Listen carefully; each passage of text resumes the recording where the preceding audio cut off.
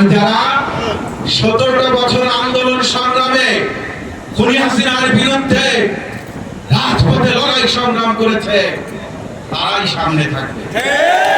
তাদেরকে দিয়ে এই কমিটি গঠন করা হবে। সে যত বড়ই প্রভাবশালী নেতা হোক আর যত বড়ই ক্ষমতাশীল নেতা হোক, আন্দোলন সংগ্রামে থাকবে না। ফাঁকি দিয়েছে দলের কর্মকাণ্ডে, আপনি ফাঁকি দিয়েছেন। তারেক রহমানের আহ্বানে আপনি রাজপথে নামেননি। আপনাকে দিয়ে দল ভালো কিছু আশা করতে পারেনি। আপনি যেমন ফাঁকি দিয়েছেন, আপনি নিজেও ফাঁকিতে পড়বেন। এই বিশ্বাস আমাদের মধ্যে। প্রিয় বন্ধুরা, আমরা লড়াই সংগ্রাম করেছি হাসিনার বিরুদ্ধে। 5 তারিখে ছাত্র জনতার বিপ্লবের মাধ্যমে হাসিনার বিদায় হয়েছে।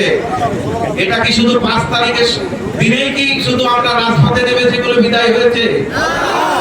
17টা বছর আমাদের রক্ত, আমাদের ঘাম, আমাদের পরিশ্রম, আমাদের আত্মত্যাগ, তার বিনিময়েই কিন্তু হাসিনার বিদায় হয়েছে। আজকে বিএনপি করবেন,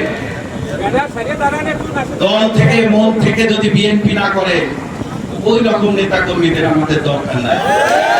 হৃদয় থেকে যে দল করবেন, মন থেকে যে দল করবেন, আমরা তাকেই নেতা বানাবো। দলের দুঃসময় আপনি দলের পাশে থাকবেন না, দলের বিপদের সময় আপনি নেতা কর্মীদের খোঁজ নেবেন না।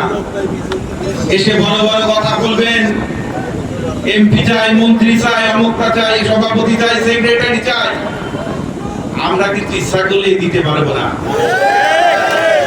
যেমন 17 বছর আন্দোলন সংগ্রাম আমরা করেছি, আমাদের আপদে বিপদে আমাদের পাশে থেকে নাসির ভাই।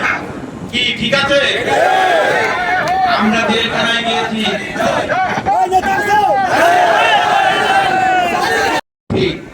আর আমরা যারা বিএনপি করি, আমরা যারা নির্যাতিত, আমরা যারা জেল কেটেছি, আমরা যারা বাড়িতে ঘুমাতে পারিনি, আমরা আপনাদেরকে এত সহজেই মেনে নিব। আর বিএনপি কি সেদিন আছে? হাজার হাজার মাইল দূর থেকে তারেক রহমান সারা রাত না ঘুমিয়ে এই দলকে সংগঠিত করার জন্য যেভাবে কাজ করেছেন, দলকে সুসংগঠিত করেছেন, আমাদেরকে নির্দেশ দিয়েছেন। তারেক রহমানের নির্দেশ মতো আমরা জীবনের ঝুঁকি নিয়ে আন্দোলন করেছি। আমাদের নেতারা আন্দোলন করেছে, আর আপনারা বড় বড় গাড়ি নিয়ে এসে আপনারা 5 তারিখের পরে এসে বলবেন আমি এমপি প্রার্থী, আমরা আপনাদেরকে মেনে দিব, তাই না? এত সহজ না বিএনপি করা। বিএনপি কিন্তু সেদিন আর নেই। আজকে আগামী ফেব্রুয়ারিতে নির্বাচন হবে, জাতীয় নির্বাচন। সেই নির্বাচনের আগে আমরা যারা দল করি, আমরা যারা ভুল করেছি, আমাদের সবাইকে ভুল শুধরে নিয়ে আমরা প্রত্যেকটা ওয়ার্ডে, প্রত্যেকটা গ্রামে, প্রত্যেকটা মহল্লায় যারা বিএনপিকে সুসংগঠিত করতে পারবে তাদেরকে দিয়েই আটপাড়া ইউনিয়ন বিএনপির কমিটি হবে। দলের পদ পদবি নিয়ে ফাঁকি দেবেন সেদিন আর নাই। দলের জন্য কাজ করতে হবে। আজকে 1 যুগ পরে আজকে বিএনপি সম্মেলন হচ্ছে। আমি একটা জিনিস বুঝি না, আমাদের নেতারা, আমাদের বড় ভাইয়েরা প্রমোশন নিতে কেন চাই না?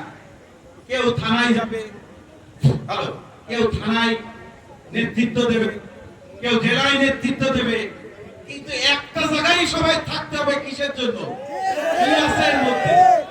পরিবর্তন তো আনতে হবে কিছুটা। তরুণদের হাতে অনেক কিছুই তুলে দিতে হবে। খালেদা জিয়া বলেছেন তরুণদেরকে নেতৃত্বে এগিয়ে আসতে হবে। বিএনপির নেতৃত্বে তরুণরাই আগামী দিনে দেবে।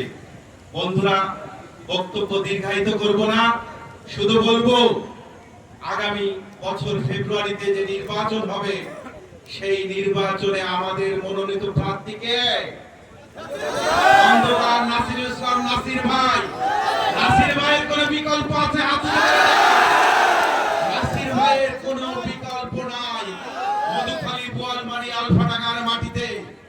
আমাদের নেতা নাসির ভাই আগামী দিনে ধানের শীষ মনোনয়ন নিয়ে আমাদের মাঝে আসবেন এবং এই আলপাড়ার মাটি থেকে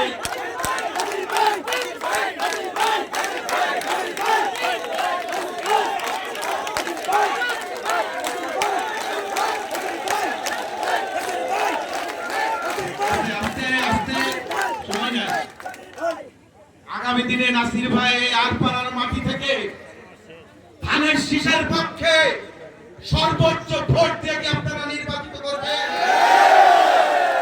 ইনশাআল্লাহ সবাই মিলেমিশে আমরা রাজনীতি করব, আমরা কাউকে ছোট করব না। একটা দল আজকে কমিটি গঠন হবে, সভাপতি প্রার্থী হয়েছে একাধিক, অনেক সেক্রেটারি প্রার্থী হয়েছে, অনেক সাংগঠনিক প্রার্থী খাতা পেজ ধরতেছে না, এত প্রার্থী হয়েছে। খুব ভালো কথা, এটা ভালো লক্ষণ। দলের প্রতি সবার ভালোবাসা এটা থাকবেই, কিন্তু হবে তো একজন।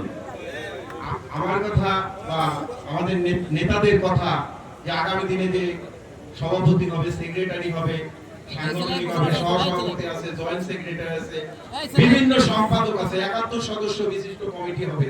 এরপরে আমাদের থানা কমিটি আছে, থানা কমিটিতে না হয় আমাদের জেলা কমিটিতে যাবে। আপনারা সবাই মিলেমিশে থাকবেন, যে নেতৃত্বে আসবে তার পিছনে আপনারা রাজনীতি করবেন, তার পিছনে আপনারা থাকবেন, দলকে ভালোবাসবেন, দলকে সুসংগঠিত করবেন, যাতে আগামী নির্বাচনে আমাদের ধানের শীষকে আমরা জিতাতে পারি। এই আশা এবং এই প্রত্যাশা আপনাদের প্রতি রেখে আমি আমার বক্তব্য শেষ করছি। খোদা হাফেজ। বাংলাদেশ জিন্দাবাদ। শহীদ জিয়া মরহুম, খালেদা জিয়া জিন্দাবাদ, তারেক রহমান জিন্দাবাদ।